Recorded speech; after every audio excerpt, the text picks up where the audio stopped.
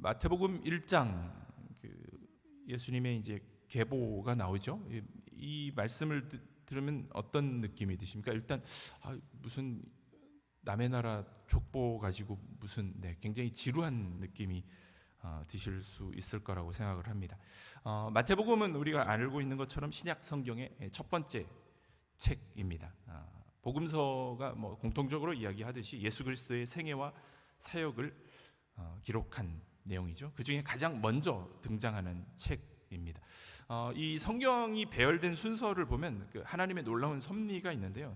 특별히 이제 그 구약의 마지막 책 말라기 시대 이후에 대략 한 400년간의 침묵의 시간이 끝나고 하나님께서 다시금 이스라엘 가운데 일을 하기 시작했고 은혜의 시대가 이제 도래했음을 알리는 그런 역할을 하는 책입니다. 특별히 오랜 기간 동안 구약의 수많은 선지자들이 예언한 메시아, 그분이 바로 예수 그리스도이다라는 것을 선포하면서 시작을 합니다. 이 저자인 마태는 1차적으로는 자신의 동족인 유대인들 독자들을 염두에 두고 기록을 했습니다. 예수 그리스도가 메시아이자 영원한 왕으로 오셨다라는 것을 증명해서 유대인 신자들의 믿음을 견고히 하려고 했고요. 아직 개종하지 않은 유대교에 속한 동족들에게 예수님이 어떤 분인지 복음을 전할 목적으로 기록을 했습니다. 마태복음의 기록 시기는 AD 한 80년에서 90년 사이로 추정을 합니다. 당시 유대인들, 유대 사회는 어떤 상황이었습니까? 로마 제국의 지배를 받으면서 굉장히 고통을 당하고 있던 때였죠. 특별히 이제 예루살렘 성전이 AD 70년에 완전히 파괴되었습니다. 이 사건은 굉장히 유대인들에게 충격으로 다가왔는데요. 그들의 어떤 종교적인 정체성이나 사회적인 정체성을 잃어버릴 그런 위기에 처하게 된 사건이었습니다. 그래서 그 당시에 유대교 안에는 이러한 갈등과 혼란을 극복하기 위해서 나름대로 열심히 일했던 분파들이 있습니다. 바리새인, 우리가 잘 아는 또 열심당 등 그 다양한 유대교의 종파들이 각자의 방식으로 구원을 추구하면서 이렇게 갈등하던 때였습니다. 이러한 시대적인 상황 때문에 그들을 구원해 줄 메시아인 거죠. 메시아에 대한 기대가 굉장히 어느 때보다 강렬했습니다. 그들에게 있어서 메시아는 하나님의 언약을 완성시키고 또 유대인들 자신들을 구원할 인물로 그렇게 여겨졌다라는 것입니다. 바로 이러한 시대적인 상황이 이 마태복음을 기록한 저자 마태에게 구약에서 예언한 메시아가 누구인지 명확하게 제시할 필요를 느끼게 했습니다. 그래서 마태복음은 유대인의 계보로부터 시작을 하고 있습니다. 오늘 우리가 읽은 이 말씀 마태복음 서두에는 예수님이 어떤 분이시고 또 그분의 오심이 어떤 의미를 가지는지 그렇게 선포하는 서론 역할을 하는 것입니다.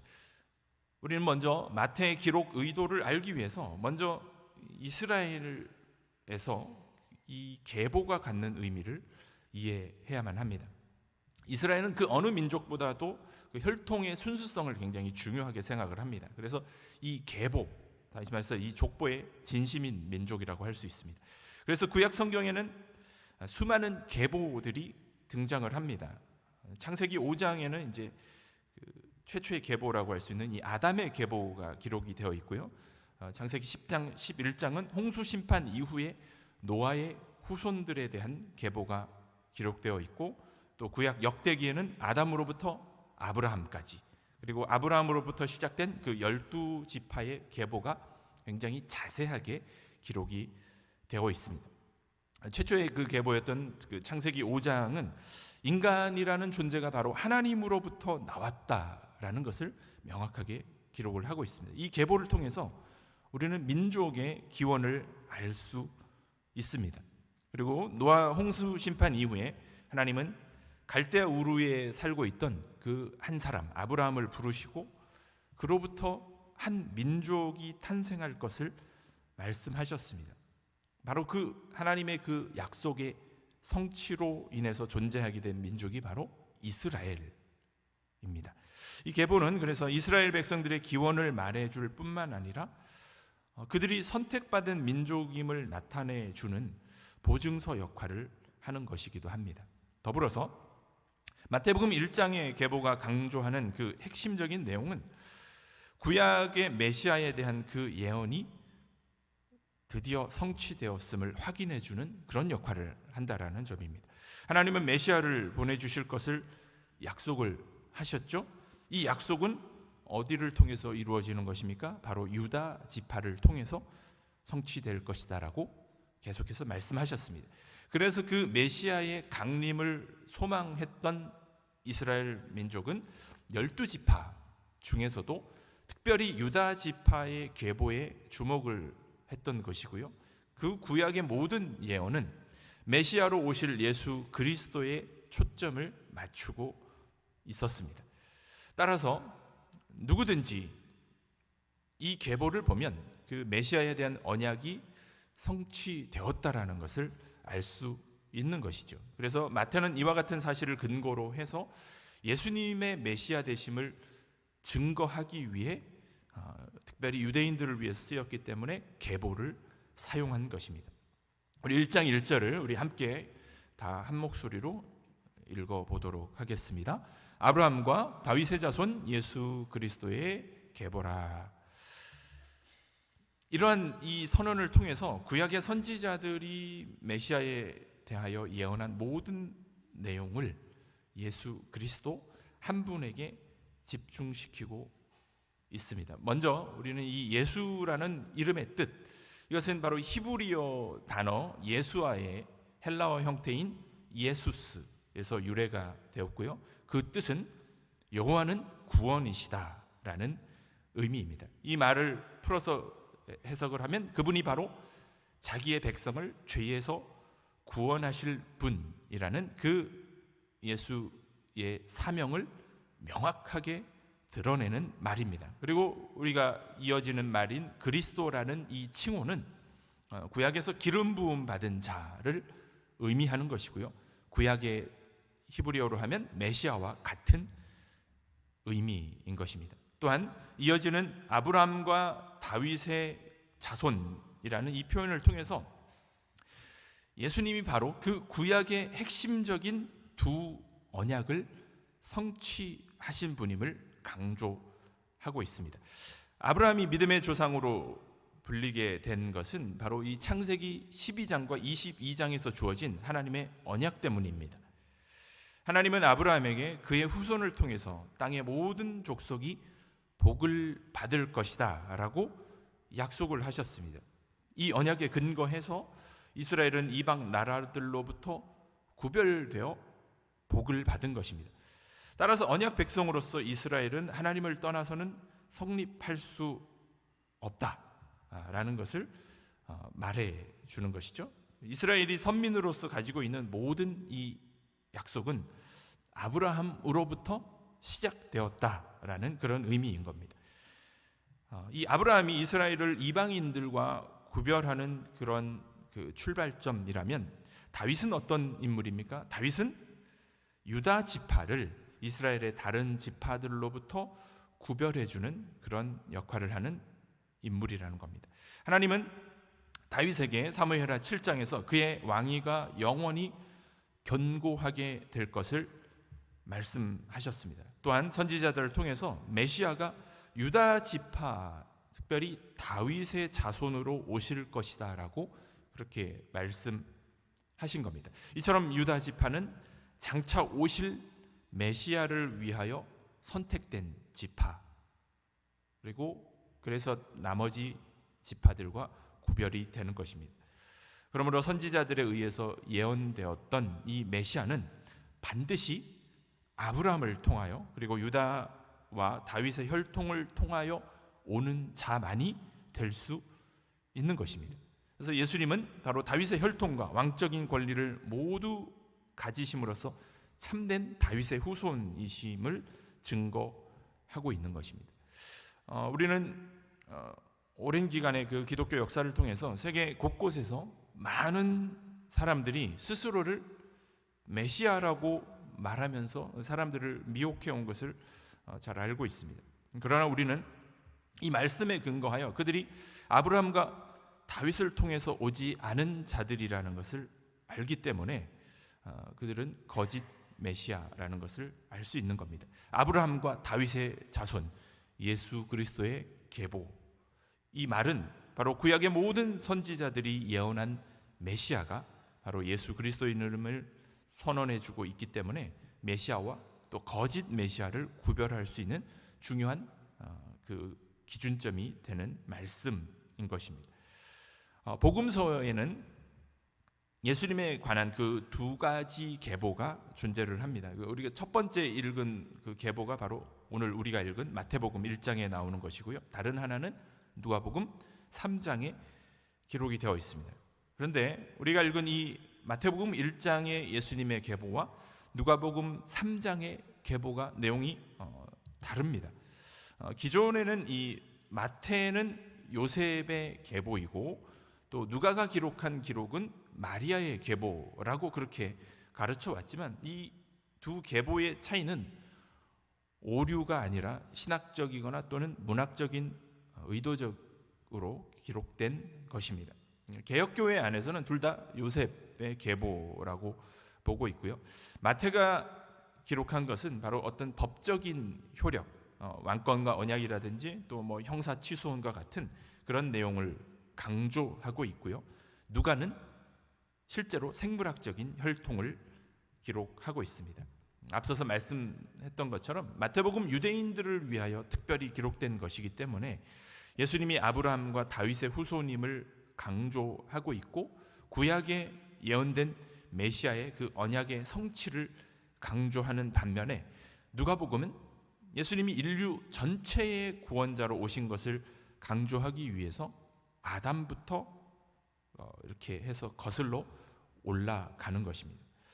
그래서 누가의 기록은 인류 구원의 어떤 보편성을 강조하고 있다라고 볼 수 있는 것입니다. 다시 이제 마태복음으로 돌아오면 이 계보가 가지고 있는 이 특징들 중에 하나는 바로 4명의 여인들이 계보에 포함되어 있습니다. 물론 이제 뒤로 가면 이제 마리아라는 인물이 있지만 우리가 읽은 오늘 그 6절까지의 말씀에는 그 짧은 구절 안에 무려 4명의 여인들이 이스라엘의 계보에 포함되어 있다라는 겁니다. 이건 굉장히 놀라운 일인데요. 남성 중심의 유대 사회에서 특별히 또 유대인의 율법에 비추어 볼 때 이들은 굉장히 흠결이 많은 사람이었습니다. 다말, 라합, 룻, 특별히 또 우리아의 아내 바세바였습니다. 유대 사회는 굉장히 순수한 혈통을 중요시하는 가부장적인 문화입니다. 그래서 이러한 여인들이 이 계보에 등장한다라는 것 자체가 굉장히 파격적인 것이죠. 그리고 이들 대부분은 사회적인 약자이며 죄로 얼룩진 역사를 가진 인물들입니다. 특별히 이 마태복음에서 바세바 대신에 우리아의 아내라는 표현을 통해서 그 바세바와 다윗의 간음을 상기시키는 것입니다. 그러나 그 속에서도 하나님은 솔로몬이라는 인물을 통해서 그 언약을 회복하셨던 것입니다. 특별히 이 4명의 여인들 가운데 룻을 제외한 3명은 모두 성적인 죄로부터 자유롭지 못한 자들이었습니다. 첫 번째 나오는 인물 이 다말은 창세기 38장에서 시아버지였던 유다와 근친 상간을 통해서 베레스와 세라를 낳은 여인이었습니다. 그리고 라합은 우리가 잘 알고 있는 것처럼 여리고성에 살고 있었던 이방 여인이자 창녀였습니다. 라합은 정탐꾼을 살려주고 살몬과 결혼하여 보아스를 낳았다라고 오늘 성경은 그렇게 기록을 하고 있습니다. 그리고 바세바 역시도 다윗과 간음한 여인이라는 겁니다. 이 4명의 여인은 이방인이거나 또는 유대인일지라도 율법을 범한 자들이었습니다. 이들이 특별히 예수 그리스도의 계보에 포함되어 있다라는 것은 죄인을 구원하기 위하여 이 땅 가운데 오신 메시아의 사역을 상징적으로 보여주는 것이다 라고 그렇게 볼 수 있습니다. 다시 말해서 용서받을 수 없는 이들을 택하셔서 메시아의 계보를 이어갈 사람들로 삼아주신 것, 이것은 하나님의 놀라운 은혜이자 섭리인 것이고요, 영원히 멸망받을 수밖에 없는 죄인들을 구원하셔서 자기의 백성으로 삼아주시고자 하신 하나님의 은혜를 상징적으로 보여주는 것입니다. 이처럼 앞으로 오신 그 메시아의 사역은 세상에서 하나님의 은혜를 증거하는 일에 초점이 맞춰진 것입니다. 마태는 메시아의 오심이 인간의 죄와 한계를 넘어선 은혜임을 강조하고 있습니다. 의도적으로 이런 이 불편한 이름을 넣어서 예수님의 계보조차도, 왕의 계보조차도 인간의 죄로 얼룩진 역사임을 드러내고 있습니다.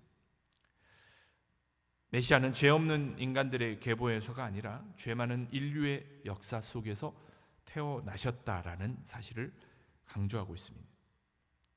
라합과 룻과 햇사람 우리아의 아내를 언급한 것을 통해서 또한 이방인임을 강조하고, 족보의 초반부터 예수님은 이스라엘만의 메시아가 아니라 모든 민족을 위한 구속자임을 그렇게 보여주고 있는 것입니다. 하나님의 구원 계획은 특정한 혈통 또는 민족적 순수성에 국한되지 않는다라는 사실을 강력하게 선포하는 것입니다. 이 계보는 이방인과 죄인에게도 열려있는 하나님의 은혜를 보여주는 역할을 합니다. 또한 이것은 복음의 핵심, 그것이 무엇인지를 우리에게 잘 보여줍니다. 다시 말해서 복음은 우리 인간의 어떠한 자격이나 행위가 아니라 하나님의 전적인 은혜와 섭리 속에서 구원의 역사가 이루어진다라는 것을 증거하고 있는 것입니다. 마태복음 1장 23절에 보면 보라, 처녀가 잉태하여 아들을 낳을 것이요 그 이름을 임마누엘이라 하리라. 이 말씀이 누가 먼저 한 것입니까? 이사야 7장 14절에 메시아에 대한 예언입니다. 이 이사야의 예언이 예수 그리스도를 통해서 비로소 성취되었음을 강조하고 있고, 그 이름이 뭐라고 얘기를 합니까? 임마누엘이라고 그렇게 밝히고 있습니다. 임마누엘은 하나님이 우리와 함께 하신다라는 의미입니다. 하나님께서 직접 인간의 모습으로 이 땅 가운데 오셔서 우리를 구원하신 사건, 이것은 놀라운 하나님의 은혜라는 것이죠. 마태복음은 1장에서 임마누엘로 시작을 해서 마지막 28장에 임마누엘로 그렇게 끝이 납니다. 마태복음 28장, 예수님께서 승천하시기 전에 수많은 사람들이 보는 앞에 제자들에게 자신의 사역을 위임하게 됩니다. 이걸 우리가 이제 대위임령이라고 이야기를 하는데요, 그 제자들에게 부탁하신 사역의 핵심적인 내용이 무엇입니까? 모든 민족으로 제자를 삼는 일을 하라는 것입니다. 그런데 그냥 단순히 이 일을 혼자 하라고 하시는 것이 아니라, 이 일을 할 때 그 전제 조건이 있죠. 하늘과 땅의 모든 권세를 내가 너희에게 주겠다라는 것이고, 그 하늘과 땅의 모든 권세를 가지고 삶의 자리와 사역의 현장에서 일을 할 때 임마누엘 하나님께서 어떻게 하시겠다는 겁니까? 세상 끝날까지 함께 하시겠다라고 그렇게 결론을 맺고 있는 것입니다. 마태복음 1장은 단순한 예수님의 계보나 탄생 이야기가 아니라 우리 모두를 위한 구원이 시작되었음을 선포하는 복음의 시작인 것입니다.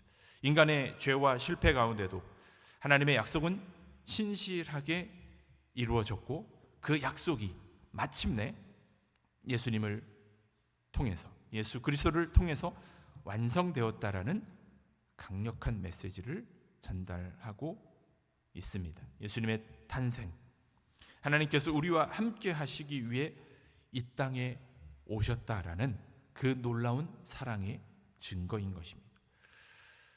말씀을 맺겠습니다. 마태복음 1장의 이 메시아의 계보에는 인간의 죄와 하나님의 은혜가 동시에 나타납니다. 하나님은 죄 많은 인류의 역사 속에서도 자신의 구원 계획을 완성해 가시는 분입니다. 인간의 실패 속에서도 하나님의 선택과 주권적인 은혜는 계속되고 있습니다. 임마누엘, 우리와 함께 하시는 그 하나님의 은혜를 오늘도 우리의 마음 가운데 깊이 새기고 우리의 삶 속에서 주님을 구원자로 고백하며 그분과 함께 동행하며 순종하는 삶을 살아가는 우리 믿음의 지체들의 삶이 되기를 간절히 소망합니다. 기도하겠습니다. 하나님, 우리를 사랑하시되 끝까지 사랑하시는 하나님 아버지, 세상 끝날까지 우리와 함께 하신다라는 그 약속을 믿고 주님이 우리의 구원자 되심을 고백하며 믿음의 길을 걸어가는 저희들의 삶이 되도록 인도하여 주시옵소서. 감사드리며 예수님의 이름으로 기도하였습니다. 아멘. 찬송가 310